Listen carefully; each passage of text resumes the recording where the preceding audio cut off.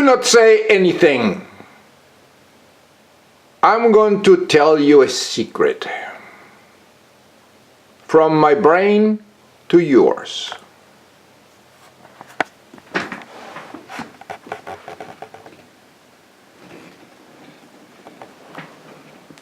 This is Calpun Piso. I'm going to explain today about the curse of Pope Francis I. It's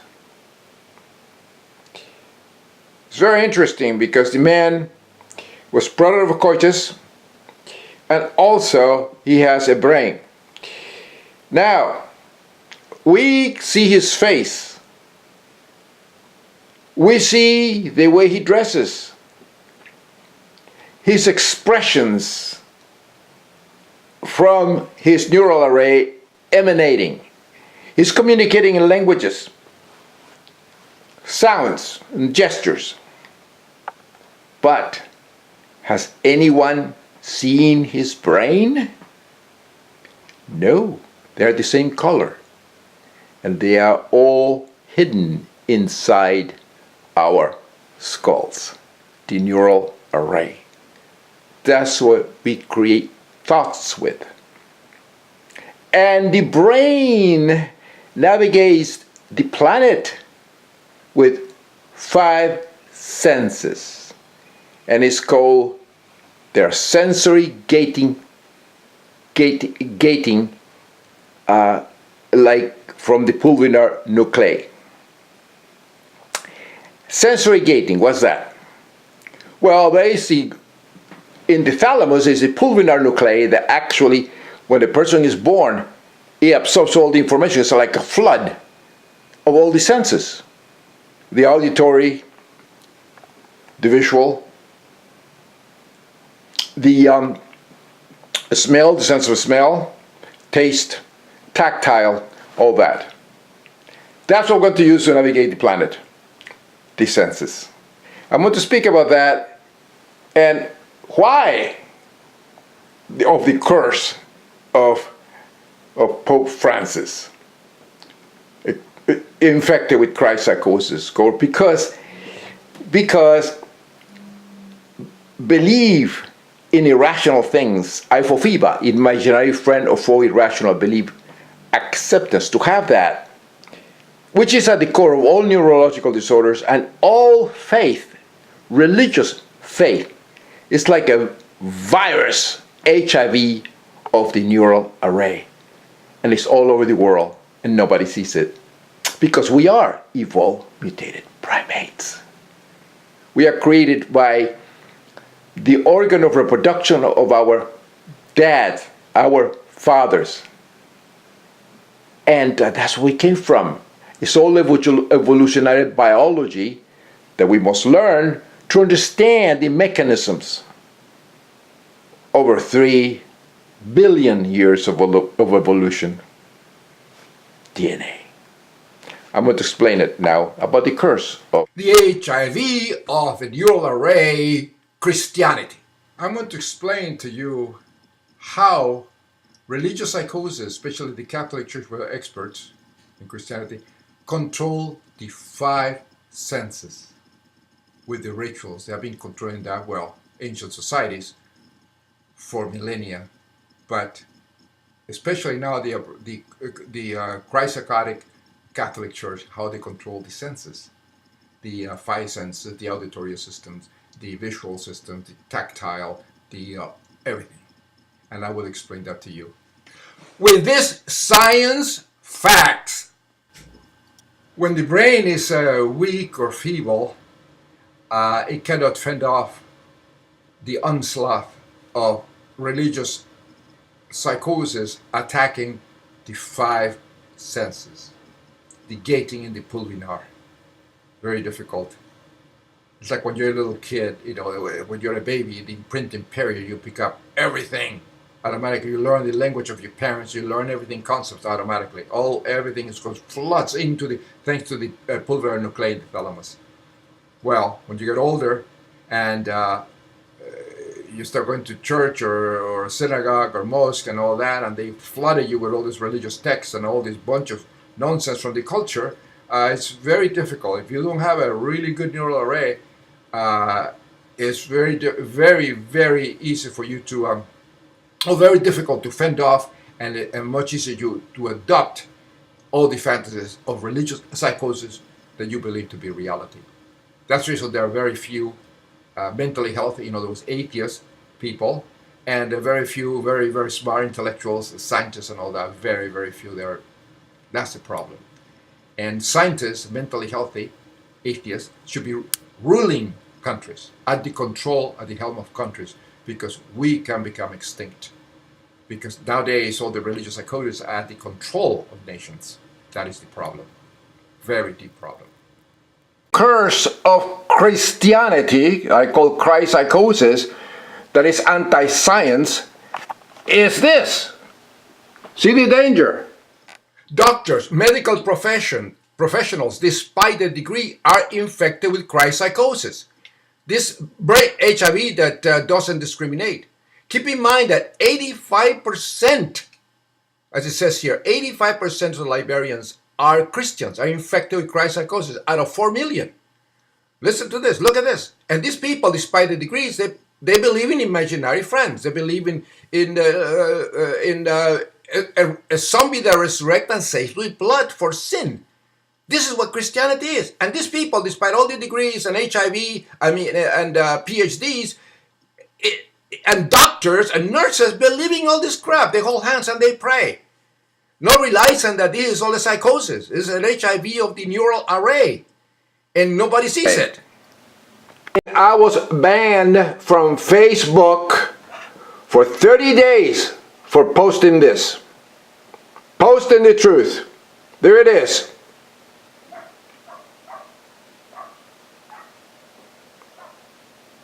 Read this. These are facts.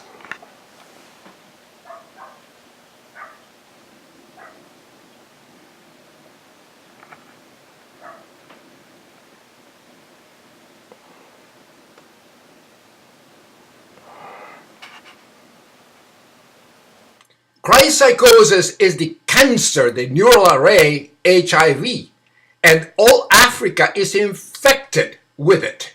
And that's the reason you have missionaries, imbeciles, doctors, like the ones that contracted Ebola, doctors. And they, like cowards, came back to the United States all infected, and they got a serum created by atheist scientists. And then they think the imaginary friend is some big god Jesus. Here's a good example of Christ psychosis of the Catholic type. This man here, Kevin Annette, a Christ psychosis deranged person, is suing the Pope, saying he has satanic mass and eats babies. Look at this. And abetting child rape, torture, and trafficking within their bodies corporate, and inciting and commanding their agents and followers to do the same. See, this is Christ psychosis. It's the deluded people infected with the HIV of the neural array that I call Christ psychosis. Here you have it. Sacrificial cult that we've documented, known as the Ninth Circle, which involves high-placed cardinals and officials in the church, including former Pope Benedict. Psychosis, full-blown Christ psychosis, infection of the brain. This man is former Catholic person and is completely deluded. He also believes in ancient aliens and all that nonsense. You see what happens? It's typical. He should be committed and nobody commits him. That's the problem. And as all religious leaders, all of them, they are infected by this HIV, which I call HIV-like virus, and perhaps also bacteria of the neural array that make people conditioned to accept very bizarre metamagical beliefs as if they were reality.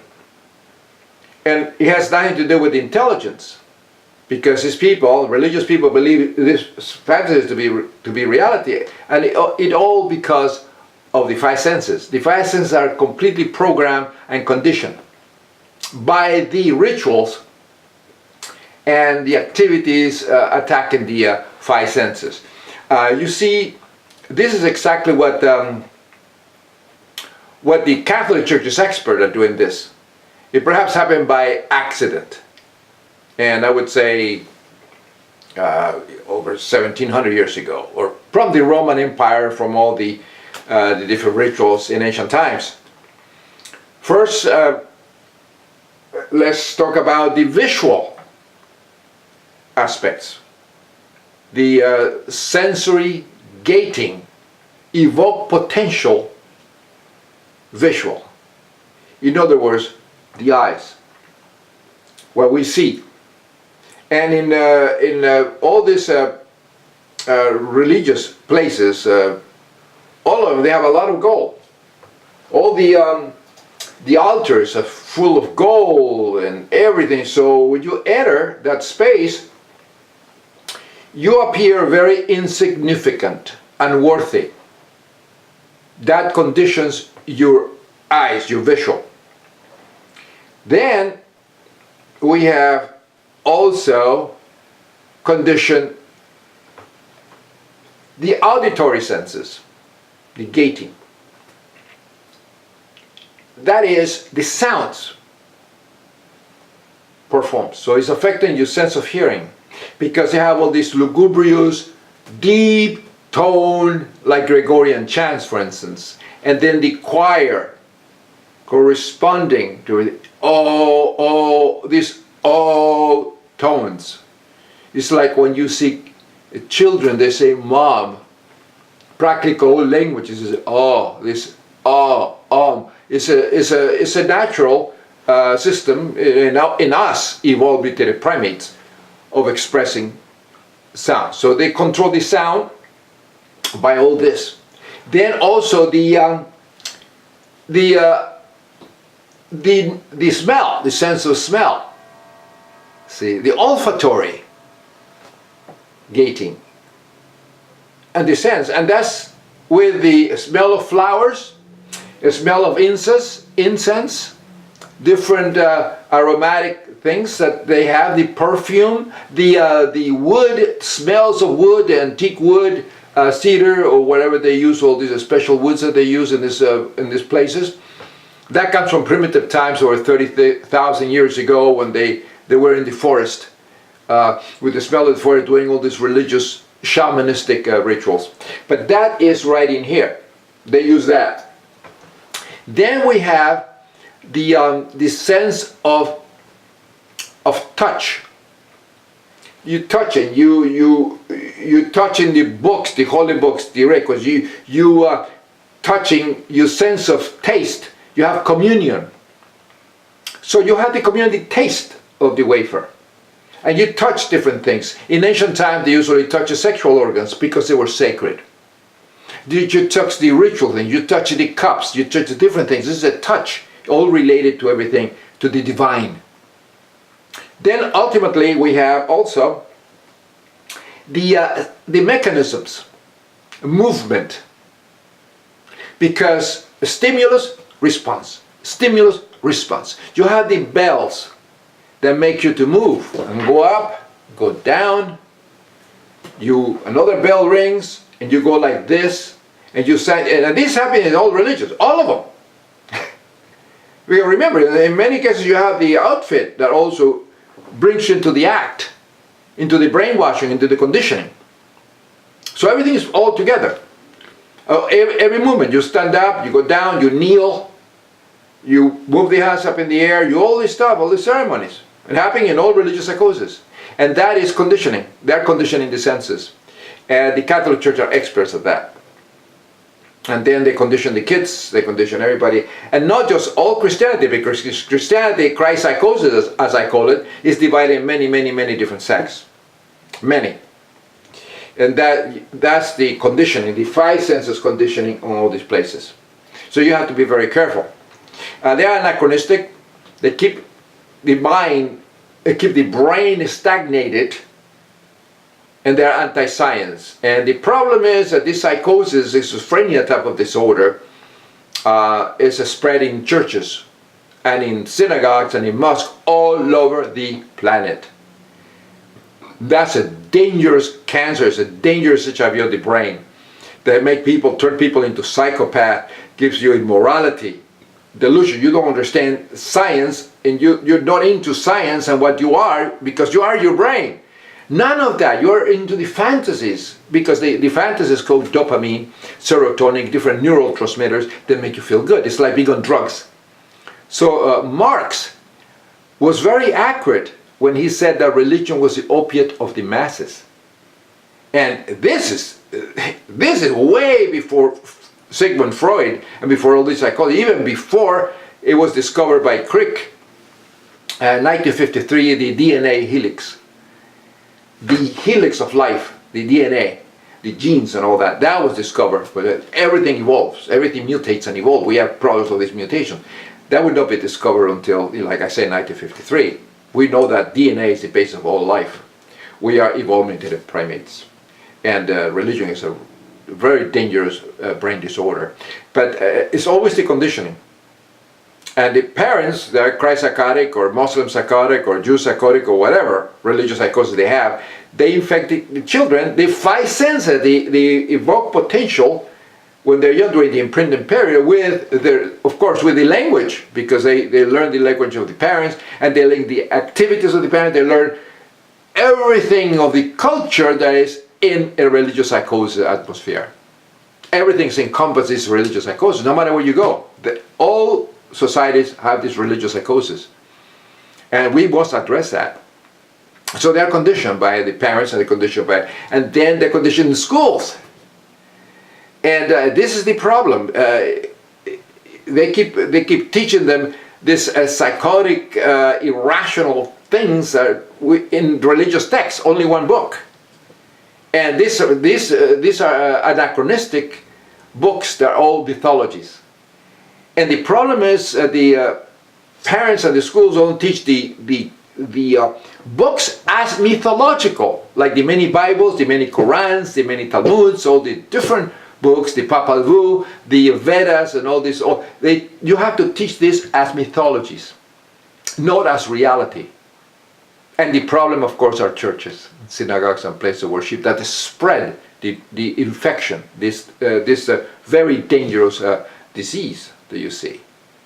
And Pope Francis is stuck in, of course, the Middle Ages, and he was conditioned by these things, Christ psychosis of these five senses were conditioning. And he believed, reading all the time and praying all the time, that affects your brain. Because you up and down, you do mass, and you pray, and you hear, and you Domino vobisque, cum spiritu tuum, and you go through all this stuff, and the spell, and all that, and you pray, oremus. I mean, you do that every day, you're going to go nuts. You're going to really believe all the fairy tales are true. All of them. And the same happening in all religions. All religions.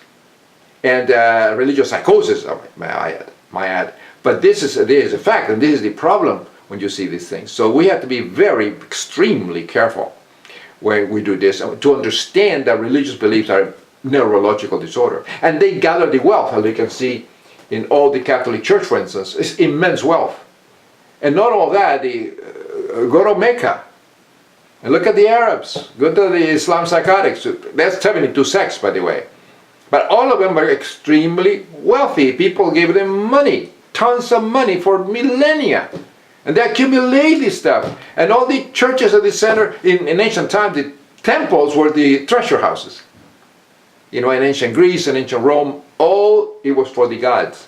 Well, they still do it today, because you give the church and there's no reason to. You should spend money on education, teaching the kids between fantasy, and you cannot infect the brain with children with this nonsense, with this anachronistic, irrational mumbo jumbo nonsense. You should not circumcise them. You know, you're cutting their penises. You cutting the prepuce. I mean, this is disgusting. There's a very ancient practice that has no reason to be at all. None. No matter how many Jewish psychotic doctors say that, oh yeah, the circumcision is better and gives you more. That's bullshit. That's not true.